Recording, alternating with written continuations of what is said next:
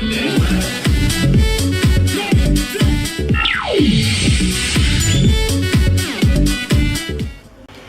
بيكم، معاكم اسلام خالد والكلام على ايه؟ السوشيال ميديا بقت من اهم الحاجات في وقتنا ده. احنا غلطانين ان احنا جينا كل ده من كلمتين قلتهم وانت متعصب.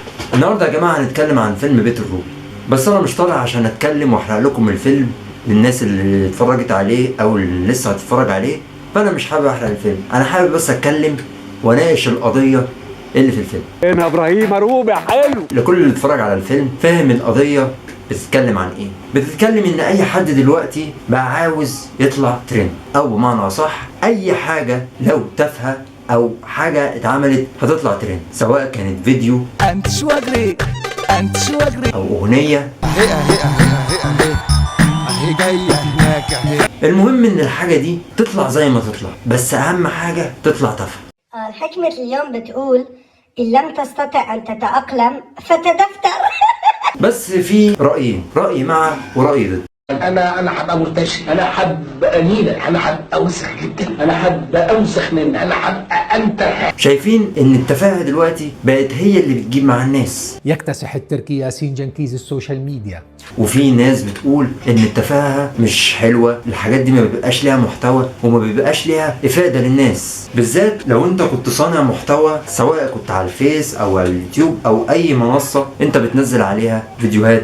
سواء الحاجه اللي انت بتنزل عليها، اختار المحتوى اللي يكون مناسبك، اللي انت شاطر فيه. قادر تندمني على الايام. على سبيل المثال احنا دلوقتي بقينا شايفين محتويات كتير، محتوى طبخ، محتوى طيارات، وكتير من المحتويات. بس دلوقتي الناس بقت بتدور على الحاجة اللي هي طالعة ترند، يا اما تقلدها يا اما تتكلم عليها يا اما تشوهها.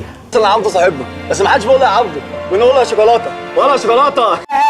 اضحك محمد، اضحك عبد الله، اضحك هنا. يعني على سبيل المثال تبقى انت مشهور وفيديوهاتك ناجحه ومكسر الدنيا على السوشيال ميديا، الناس بقى ايه ساعتها بقى هنا ما بتهداش، بتقعد بقى ايه تجيب في تاريخك القديم والحاجات، ويجيبوا لك مثلا تغفيلاتك مثلا وانت صغير ولا حاجه، ويجيبوا لك مثلا غلطه انت عملتها ويفكروا الناس بيها. الناس بقى هنا تفتكر ان الغلطه دي لسه معموله دلوقتي، وهي ما بقالهاش كام سنين معموله. هم بقى عاوزين كده، الناس بتطلعك سابع سما وتنزلك سبع ارض. لازما تعمل اللي يعجب الناس، لو ما عملتش اللي يعجب الناس هيطلع عليك كلام وهيشوهوا صورتك، طلعوا عليك القاب انت ذات نفسك مش حابب ان هي تطلع عليك. طيب هل مثلا دي حاجه حلوه ان الناس تدور على التفاهات وان هي تحبها، ولا لازما نواجه الموضوع ده؟ الفيديو بتاعك مكسر الدنيا وبيتعرض في التلفزيون.